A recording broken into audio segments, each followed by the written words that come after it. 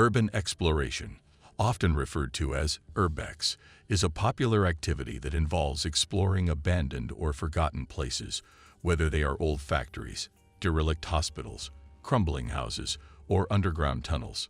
To some, it's an exciting adventure to discover the hidden side of a city's past.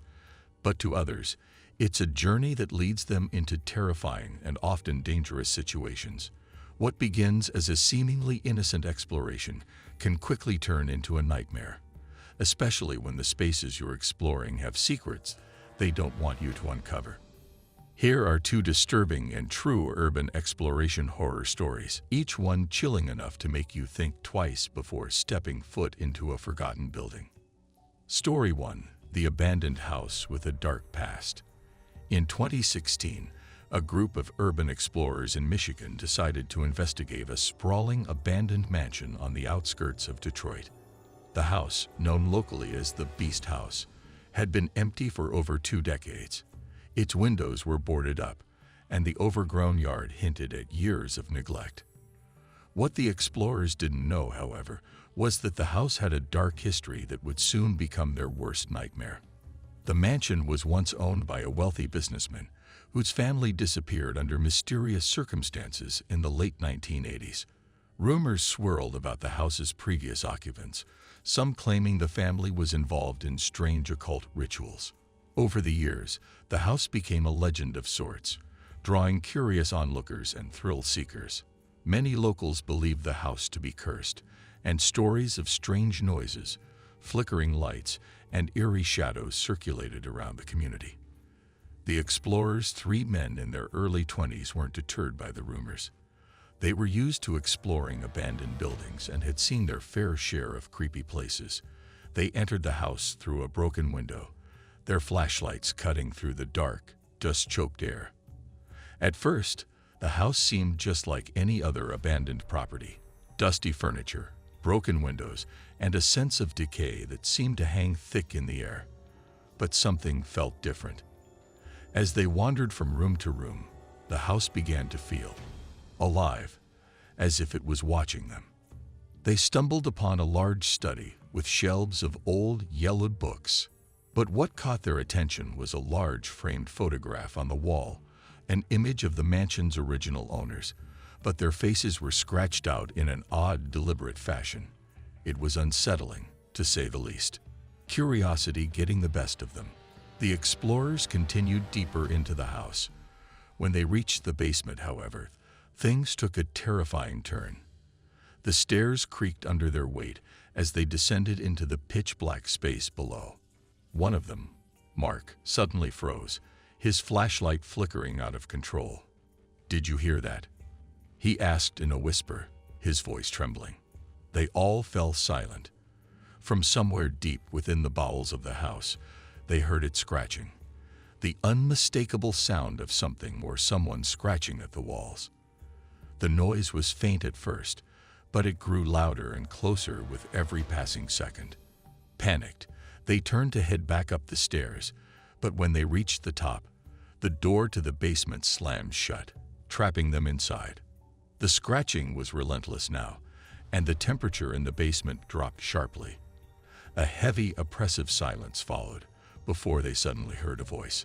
It was low, distorted, like it was coming from the walls themselves. "Get out." Terrified, the group managed to pry open the basement door and escape.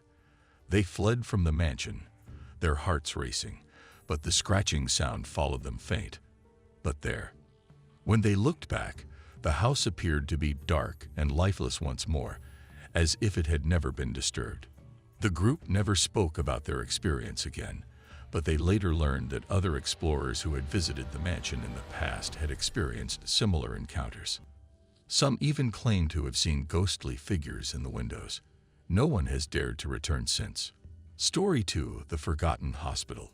In 2014, a seasoned urban explorer named Jacob decided to venture into an old, abandoned mental hospital located in the outskirts of an unnamed city. The hospital had been shut down years ago, after reports of mistreatment and malpractice surfaced. Despite its dark history, the building had remained a popular spot for urban explorers looking to document the past, film eerie footage, or simply satisfy their curiosity about its grim history.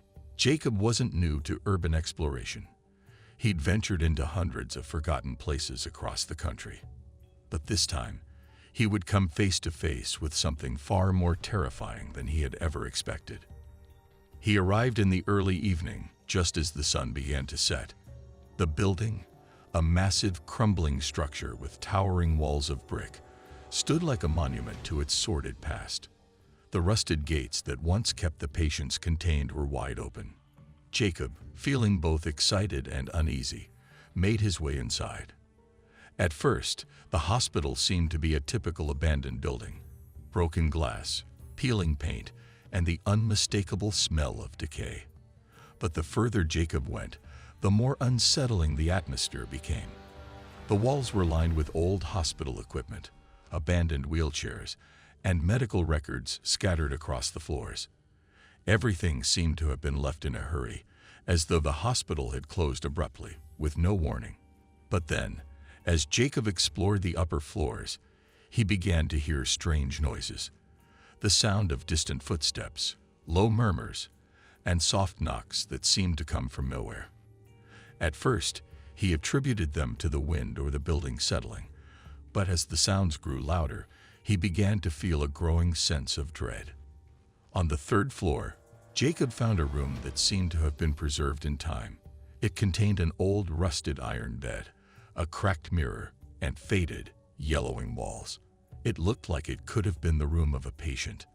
On the floor, there was a peculiar marking, strange, jagged lines carved into the wood, as though someone had been scratching at the floor in desperation. Curious, Jacob decided to investigate further. That's when he noticed something else, a figure standing in the corner of the room. At first, he thought it was just a trick of the light, or perhaps the shadow of an old coat rack. But as he stared, he realized the figure was moving. It wasn't human. The shape was distorted, shrouded in shadow, its form flickering in and out of existence like a glitch in reality. Jacob froze, unable to look away. The figure began to slowly move toward him, its limbs twisting and contorting unnaturally. His heart pounded in his chest as he turned and bolted for the nearest exit. The footsteps behind him grew louder and more frantic, but when he glanced back, there was nothing there, just an empty hallway. He didn't stop running until he was safely outside, the sun now completely gone, leaving only the darkness behind him. He never returned to that hospital, and to this day, he refuses to speak about what he saw in that room. The hospital was eventually demolished, but the stories of strange encounters and sightings persist. Some claim the hospital was built on cursed land, while others say it's the tortured souls of past patients who still wander its halls.